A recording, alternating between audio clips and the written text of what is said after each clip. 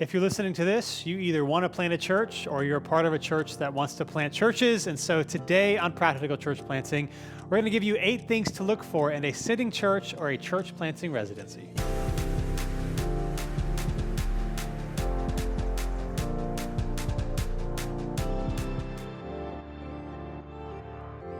Thanks for joining us again today on Practical Church Planting. Today we're going to be giving you 8 things to look for in a sending church/residency. And Dylan's got something on his mind this morning. You want to fill everyone in on what you just found out? I just found out that Coach K is retiring after next year. So when this episode comes out, maybe this is a little bit of old news, but he's got one more season left. I'm a big Duke fan, so I'm going to do. Literally, I just read this as I was sitting 1 here. minute ago, so he may be distracted today.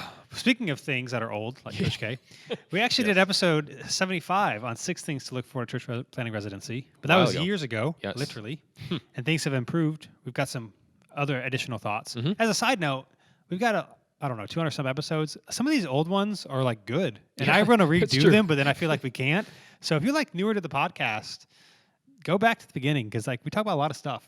Just as a side note. Yeah, that's true. I was just scrolling through them, and some of the old ones, I was like, I'd actually be curious to listen to that. That actually sounds pretty interesting. And to let you know that they're not all bad, is there are times where I'm like, I want to do this topic, and then I realize we've already done it, and I look back at the show notes, and I realize everything I was going to say was already said. Yeah. So I still think those things. So anyway.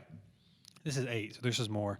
And we've actually planted a church since then, so we can actually speak to it. Here are 8 things to look for in a sitting church or at a church plant residency. And I would say if you are planted a church, but you want to plant a church, this is also relevant for you because these are things that you need to consider. So this is not just for a future church planter. This is if you are a pastor or on staff and your church wants to plant churches, you should say, hey, are we doing some of these things? Because, maybe someone will listen to this, have a list, and they'll go to you, and you can say, hey, I have this list too, and it'll be great. So, but for real, if you're an existing church, these are some things to think about if you want to plant a church in the future. So here we go. Number 1, things to look for in a sending church or residency. First one is this, a track record.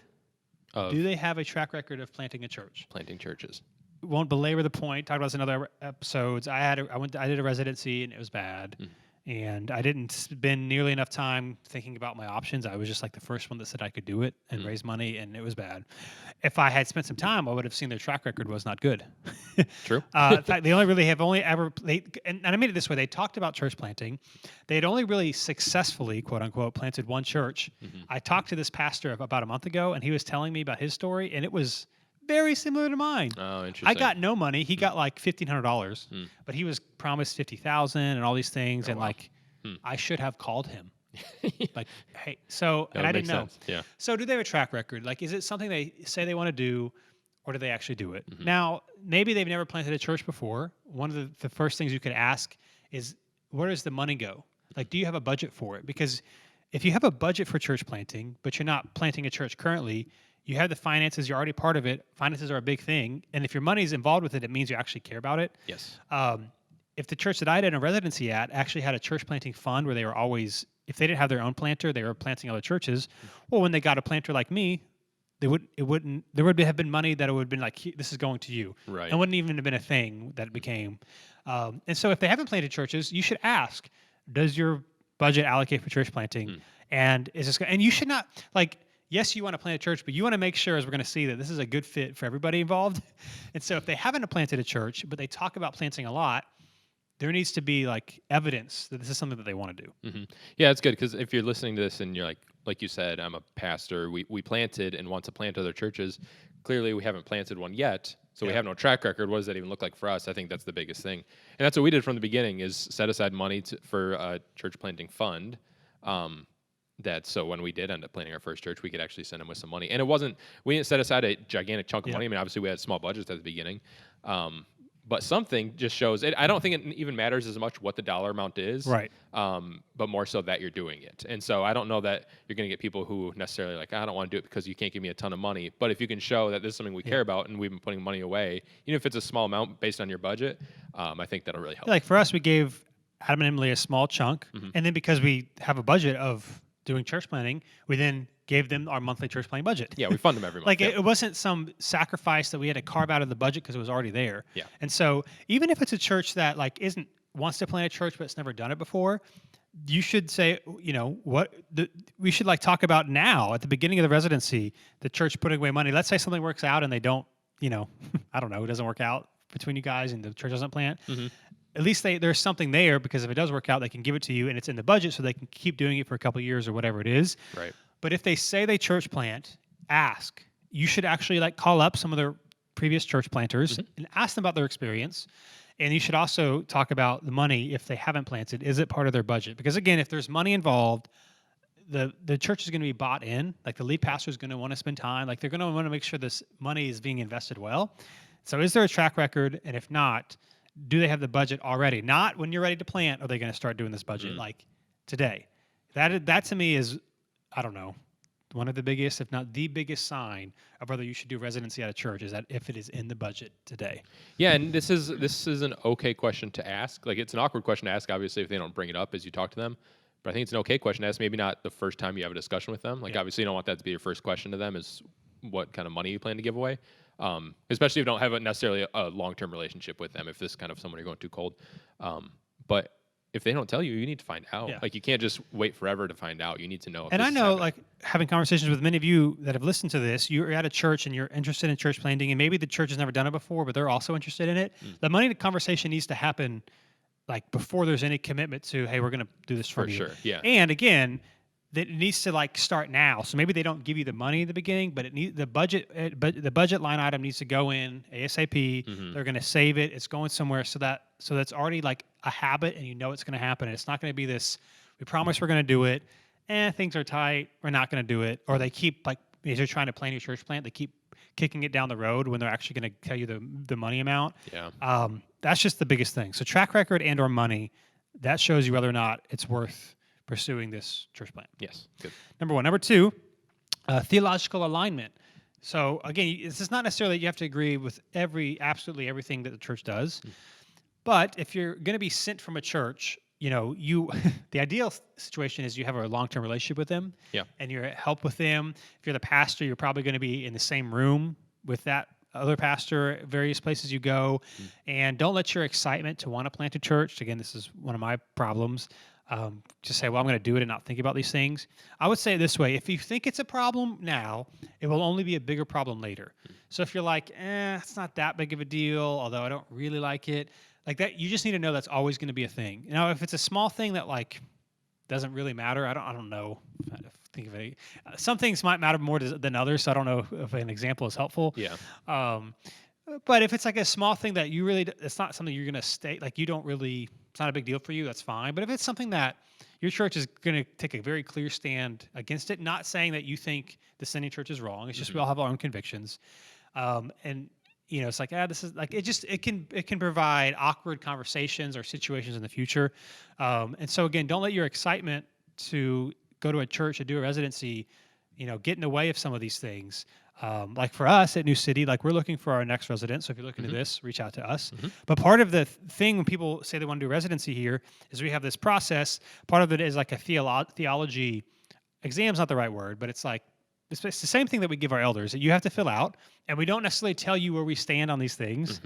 And it's not a test to see how smart you are. It's to say, where do you land on these things without us telling you what the answers are, to make sure this is going to be a fit long term. Because we just know if there's big issues that you disagree on, it can just be annoying and awkward in the future. So theological alignment, essentially you want to be somewhere that's similar to you so that there's not problems down the road. Yeah, obviously if you're doing a residency at a church, there's going to be a point in time where hopefully part of your team comes from that church, or if it comes from outside the church, maybe they come with you to that church at some point.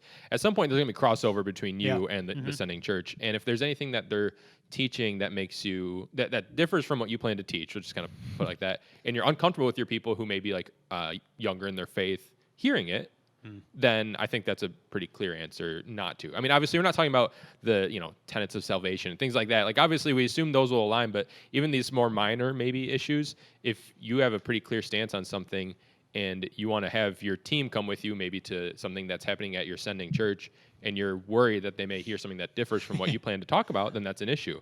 And likewise, if you're a sending church, if you've already planted and want to send a church out, obviously you want to tell people to go with this church that you're sending. Right. And if you're uncomfortable maybe or don't know some of the things that they'll be teaching, you're obviously not going to be comfortable sending people with them. And so it works both ways, but just making sure you align. I mean, I don't think this is like I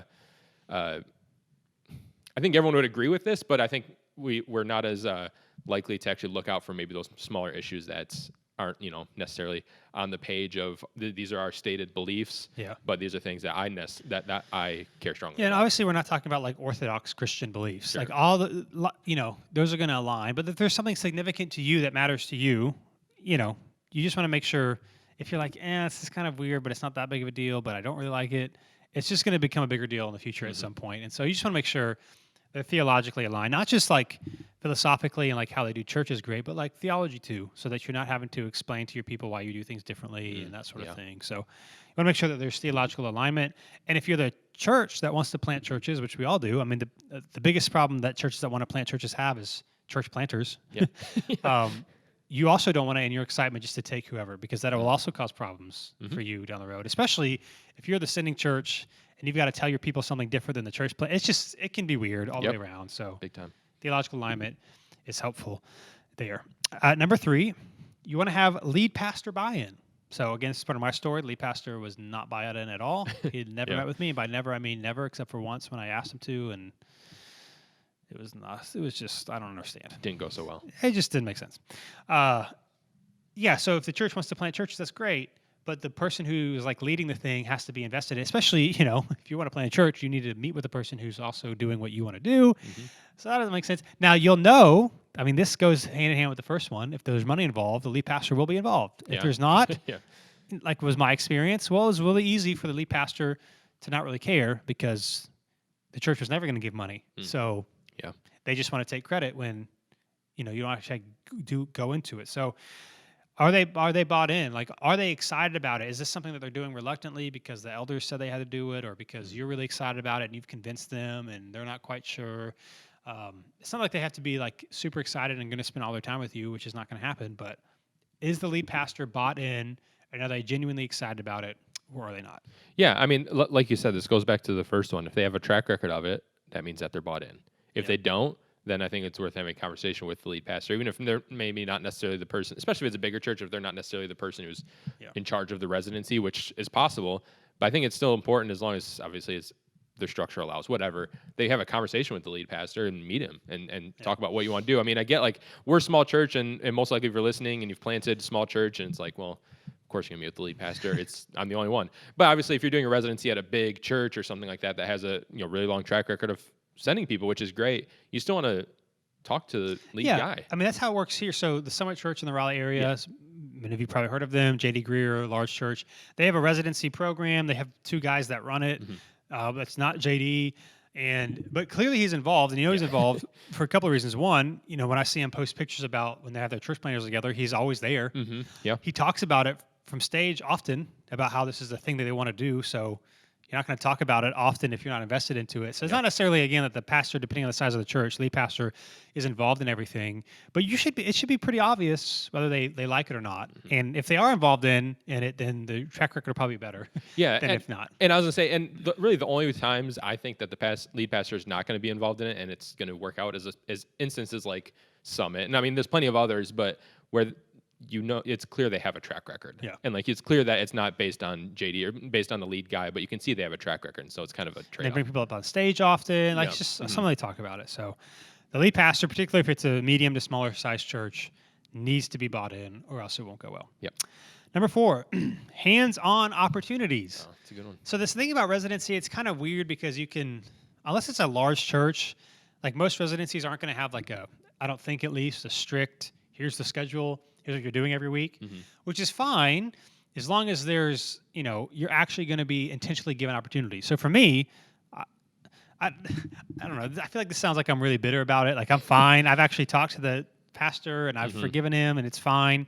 But it was very ambiguous, which is, it's whatever. But everything I did, I had to like ask to do it. There was nothing to say, hey, are you interested in this? Would you want to do this? I was there full time. I was like, I can just help. I'm not awesome, but I can just do some stuff.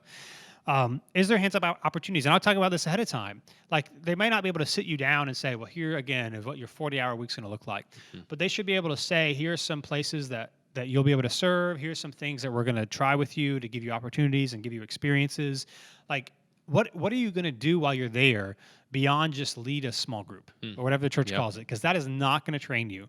You have to have opportunities other than just lead a small group and show up on Sunday and maybe preach every once in a while.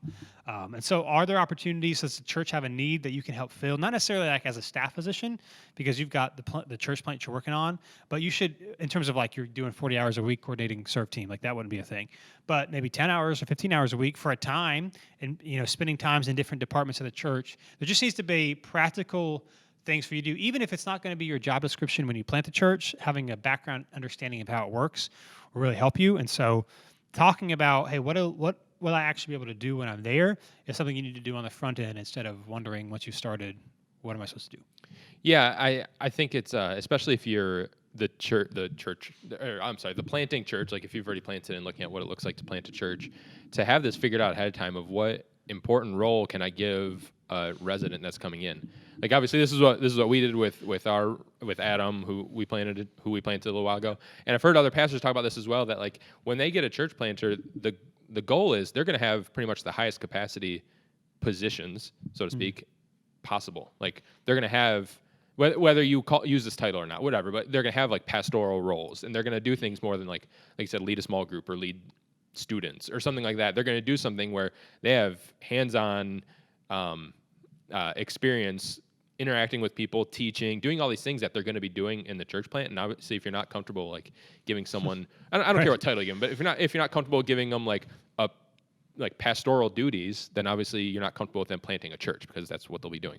And so I think figure this out ahead of time of what all can I entrust to a church planter, and be willing to have that conversation up front. And so if you are looking to plant a church, have this conversation up front of what am I going to be doing, And if they don't know, it's tough, because obviously if they've never done this before, they're trying to figure it out too. That doesn't necessarily mean it's an automatic no, but it's definitely something you need to know ahead of time of what am I going to be doing, because you'd hate to, like Dylan said, show up your first day or your first week or the entire time and just have no idea what you're actually supposed to be doing, and just have to like look for things to do around the building. And going back to the first point, if they've guaranteed money's going to be involved, the chances of you getting opportunities are a lot higher than... Oh, yes. They're going to want to get their money's worth. And again, there's a difference between, hey, we're not guaranteeing we're giving you money yet, but if you plant, you will get money because it's part of the budget. And there's a difference between that and like, well, we're just not sure we're going to give people money because that's not what we do. So I understand maybe in the beginning you might not get outright promised because they want to see some stuff, but you want to make sure that if they plant you, like it's not going to be this weird thing. Like they're going to give you money, and again, if they're going to give you money, they're going to give you opportunities. Yep. Senior opportunities. Number 5, this one might be more significant than we think sometimes, and that is the location. Again, we can get so caught up in just being excited about it that we don't think about where the church plant, sending church is going to be versus where we actually want to plant. Because if those things are really far away, it's not necessarily bad, but it can become more difficult. Yep. I mean, I think an ideal situation is you're at a church that is within the same state or within a couple hours of where you want to plant, so that you can start to build those relationships and you're not having to do everything here and then move farther away and then kind of start from scratch. I mean, there's exceptions to that rule. If you're part of a church, like for us, like we're part of Acts 29, and so if someone did a residency here but then planted somewhere, that you necessarily wouldn't want to drive all the time. The fact that we're in a network means we have churches likely in the place that they want to plant. And so if they move there, they're not starting from scratch. Like we've got people that get them connected with, people as churches that they can go talk to, the pastor of those churches that will tell their people about it. But, ideally, the closer to where you want to plant, in most situations, I think is better because you understand the culture more. Again, you can serve the church that you're doing your residency at, as well as, know where you're going to plant and start building relationships there. And so just consider the location of where you want to plant versus where the sending church is, because if it's far away geographically, it's not, necessarily impossible by any means, but it can be better if you're closer geographically to where you actually want to launch. Yeah, I think this is one of those cases where you could get maybe a little too excited about getting a yes from a church and make some. And I think this is probably one of the first sacrifices that a lot of people are willing to make. If I'm looking to move, I'll move somewhere that's not close to where I am to go to a church that's doing this well. And not to say it never works out. Obviously, there's a bunch of instances where it does, but I think you'd be much better off being in the general, like you said, it doesn't always work out. You're right where you want to be, but in the general rough area of where you're going to plant, just because that's where you're gonna meet people, you're gonna spend a lot of time in that community. it's just different places have different contexts, and not to say if you go and learn in a completely different state that everything you learn is useless. Right. But if you have the opportunity, obviously you're going to get a lot more. You're going to learn a lot more about the people that are in your state when you're in that state. Clearly. Yeah. So So just consider the location. Just because it's a big church with an awesome residency program, if it's halfway across the country from where you want to plant, yeah. You might learn a lot of great stuff, but you're gonna have to, in some ways, start over a little bit when you move. It's better if you can be a little bit closer. It doesn't necessarily have to be the case, but all things being equal, the closer you could be to your launch place is generally going to be better. Right. So that's number 5. Number 6 is the network and/or denomination affiliation of the sending church. So kind of like with theological alignment, I mean, these are the people that you're going to be doing stuff with in the future, and so you want to make sure that you like these people. Again, my story was I went to this church. They were part of another network, and I'm pro all the networks. Like I don't care. It just wouldn't have been a network I would have chosen because I did a residency at this church. I had to be a part of this network. Obviously, the residency didn't end up going well, so I ended up leaving the network before we launched, which is great network. It just was. It was also, but it was just great for me. I always wanted to be a part of Acts 29, and so after leaving that and then getting connected with Acts 29, like it worked out. But again, doing all these things over again, what I would have done is I would have gone to acts29.com. They have a church location map, and I would have reached out to the churches in the area that I wanted to plant and asked and called them and asked about residencies. That's what I would have done. Yeah. And so, is the church that you're a part of, again, a part of the network and or denomination that you want to be a part of. Now, it's not to say it has to be, and you can't, you can plant with them and do your own, like you can do that and you can kind of go your own way. It's just nice to have people from the beginning. I mean, again, Adam, who's here, he's part of Acts 29, obviously, because if you're with us and we do a lot of Acts 29, we're going to send out churches that are also part of Acts 29. But his funding, he multiple churches who hardly know him at all, but because he's Acts 29 and they knew me, they're funding Citizens Church. It helps out a lot. And so, again, these are the relationships you're going to build long term. And so I would start from the beginning, making sure you're with a tribe of churches that you are comfortable with, whatever it is, network, whatever the denomination is. But you should consider that in a residency is the sending church part of a tribe that you also want to be a part of. Yeah, I didn't even think about this till you were just talking about it. But when we first moved here in North Carolina, we were with a different church plant that didn't end up planting when we were with them, but they were of a different denomination than we were, and without like naming any names, it was just had a little bit different beliefs. Obviously, they weren't like heretical or anything like that, but just different than we had experience with. And talking to the guy who was leading it and stuff, it all seemed not really that big a deal, more of a bigger deal on paper than in reality, But what we found, the more things we were doing with them, the more we were visiting kind of churches that they had relationships in the area that believe the same way.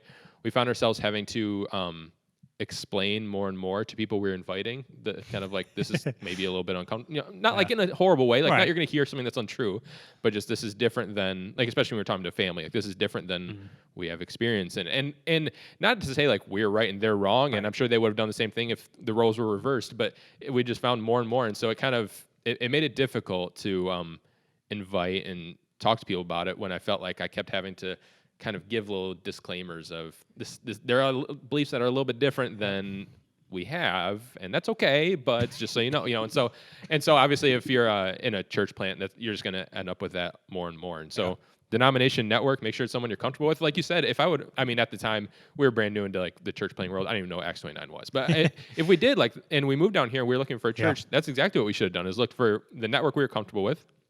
Because the network this church was with, I didn't know at the time, but the more I've learned, I'm just not super comfortable with them, or wasn't at the time. And that's what I would have done, is looked up a network we were comfortable with, churches in the area, go to that church, and hopefully we can go with whoever church planter they have and go help them plant a church. And that would have been the logical way to do it, but the way we did made it a little bit different. I mean, if you're wanting to plant a church, one of the quickest, one of the easiest ways to figure this out if trying to find a residency is to do what we did. And you might not even know networks, so reach out to the network people and talk to them and ask them about it. I mean, they'd love to talk to you and see if it's a good fit. And if it is, find out churches in the area you want to go to. Ideally, especially if it's a network, maybe not so much always a denomination, but if it's a church planting network, well, the churches want to plant churches, so they should respond to you. And you could do it that way. But making sure the network and the denomination affiliation is something you're comfortable with is what you want to look for in a sending church in a residency. Number 7, does your wife like the church? Now, it's a good one. Obviously, I think we know this, but then we don't know this. So here's what I mean. I talk to guys who are trying to do this residency thing and trying to figure out where to go, and we talk about, are they going to move and what this looks like, and their response. And I always ask about, is your wife on board? And most of the time they say yes, and I believe them. And they're like, yeah, she's willing to move or whatever. But the thing is, your spouse is, because they support you and what you want to do, they're going to say things like, we're willing to move and I'm willing to do these things. But you also, but if they don't enjoy it, it's not going to be a good thing. Yep. And if they don't have a place where they can build friendships and relationships, it's not going to be a good thing. And so it's not enough for your spouse to be on board. Your spouse also has to be like comfortable and excited. And obviously there's nervousness and there's unknowns, but she has to be like interested in it and want to build relationships with the people from the church and want to have, like, if you're planning a church and she's not, I don't know, she's going to be a pastor's wife, I guess. Like, there's certain things that can come with that, and she'll be talking to a lot of people throughout their ministry or whatever, even if she's not super involved with the church itself. It's just you have people over a lot. Like, she needs to have other pastors' wives and other women that she can talk to who are doing what she does. And so just because your wife is on board, it doesn't mean she actually enjoys and likes the church. And so yes, that might take time to figure out, but if you're the planter, or if you're you got to be really sensitive to this, that just because she's supporting you doesn't mean that it's necessarily a good fit for her. And not that there's going to be a perfect fit. And here's what I know. It can be really easy to justify and say, well, this is just going to be a year or two, and then we're going to plant a church, and then it'll be okay. And so she might say, well, I'll be fine for a year or two. I'm just telling you, it's just, she won't, because again, the church that you plant out of is where you're going to have all the relationships. And if she doesn't have good relationships there, and she is already set up not to succeed. And so, yeah, she has to not just like the denomination or the theology or the money. That's great. She needs to like the church. I put it this way. I had lunch with a guy today, and I was telling him, what I tell planters all the time, a good test of whether or not, the church is a good place for you to be is that, would you go to this church if you didn't work there? So if you weren't in ministry and you were just whatever, would you go to this church? Hopefully the answer to that is yes. Yeah. And hopefully the answer to that, to your spouse, she would also say yes if you weren't doing this residency thing or whatever, and we just happen to live here, I would actually go to this church. That is a good question to ask. Does your wife like the church? Because it's not just about that residency, it's about the future. So you need to be a place where she can also get grounded and connected and to develop and to learn for what's ahead.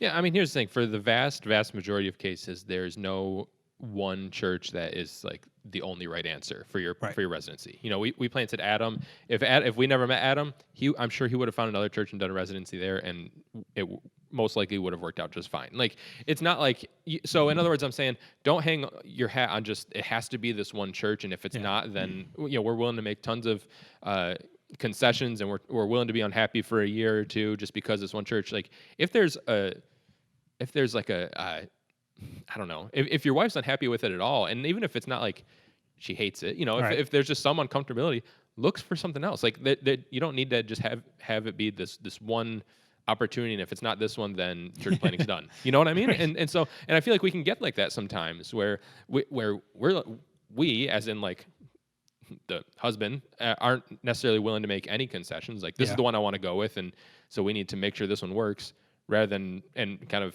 make our wives make all the concessions. So in other words, be willing to say no to a place, and don't get so in love with just this one church plant, because obviously any church that plants churches can plant you. Like, you're not special, they're not special. We can find other churches and do this together. So your wife needs to like the church, because she's going to be, just like you're developing long-term relationships, she's hopefully developing them as well, and has people that she can talk to. And if it's a church that you're just like, again, it can just be so easy to get caught up in the excitement of, we're just going to make this work, and that we ignore all these other factors. And long term, you're going to really wish that number 7 was true.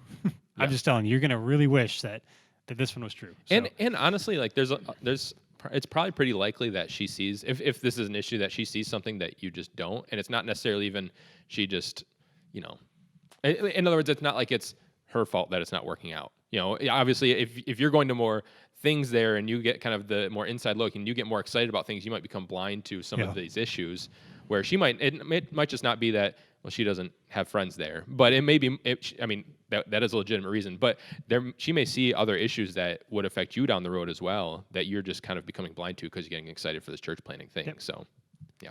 Number 7, does your wife like the church? And number 8, last but not least, is, do you like/want to emulate the church? So do you want to do what this church is currently doing. Now, yes, there are going to be some things that you would do differently because that's just the case for everybody. But like, I think the good question to ask is, how comfortable would I be leading this church, the sending church, as it currently is without changing anything?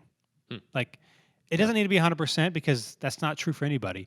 But generally speaking, do you do you want to do ministry like that? Because you are going to learn a lot about the church, about doing ministry from the church you're being sent from. And if you're learning a lot of things the way that you're not going to do them, or you're not learning things the way that you want to do them, it's a lot harder to figure that out on the fly than it is to actually have some training. So again, there's a difference between I generally like what this church does. I'll change and adapt a few things for my context and just for my preferences, but I actually am comfortable where this church is. There's a difference between that and like, they're giving me an opportunity. They say they're going to give me money. I probably won't do a lot like this church at all, but it's like a check mark on the way to planning a church. Again, like I said before, would you, if you were not in ministry, would you go to the sending church as your own church? If the answer to that is yes, it's a good fit. If the answer to that is no, but not a good fit. Like when I did my residency, the church itself is fine, but I would not go there. Like personal preference, I would not go there. And I knew that the whole time, but I was just like, it's okay, whatever, I'll learn and some things. And you can still learn some things, but man, is it better to go to a church that you like and that you actually want to emulate. And so when you're starting to put in your systems and structures at your church plant, you don't have to start from scratch. You can take stuff from your existing church and tweak it as opposed to trying to figuring it all out beginning. So do you like / want to emulate the sending church? If yes, it's a good idea. If there's a lot of things that you wouldn't do, it's not a good fit, I don't think, for residency. And I don't think necessarily, unless you have this long-term relationship with this church, you may not know the answer to all these up front. If you're applying different churches, or maybe even if like you're moving to a new area and looking for churches in the area, it may take some time to learn these things. And so I think it's like there's always this kind of line to toe of you need to have some urgency and not wait forever, but also you need to be patient, you know? So there's always that kind of balance. And if it is I guess if this is a church that you're not as familiar with, take that time to figure out if it's a place you want to be. And if it's not, even if you've already started a residency, it's going to benefit you and the sending church a lot more to say, I don't think this is working out and we need to go our separate ways and end the residency and restart somewhere else than to just stick it out and go with it and not want to not want to, emulate anything that you saw there and try and plant a church based on doing the opposite of what you saw. Yeah. And these things may sound obvious, but in our excitement, we can forget. Because everyone's live streaming, so you should watch the church. More than one service. You should go in person. If you're moving somewhere, you need to go. And I know it's just one Sunday, but it's just better than nothing. And see what it's like. Just make sure you want to do things. And even I think even Sunday morning is a great indicator. I mean, say what regardless of how they do groups or other things, like, do you want to even do Sunday like that at all? Because if not, if you've been listening to this lately, we're a big fan of Sunday mornings. We think it's undervalued. Generally speaking, I would say it's undervalued because everyone's effort to be like Sunday's not the end all be all, which it's not. But everything comes out of Sunday, so it really matters. Do you want to do it like that, or would you want to do things completely different? That can really show you. So That's good. So do you like and / want to emulate the church? Take some time, figure that out. Don't let your excitement for all of these. Don't let your excitement not have you think through these 8 things. So again, that being said, even if you listen to this in the future, like a lot of people who are a part of this podcast, we're looking for church planners, we're looking for residents, so reach out to us if you're interested. We can talk about that. And also, if you're on Facebook, go to Practical Church Planting on Facebook. You'll find the group. We've got over 1,000 pastors and people in there now. So that's always fun to learn more there as well. And thanks for listening. We'll be with you next time on Practical Church Planting.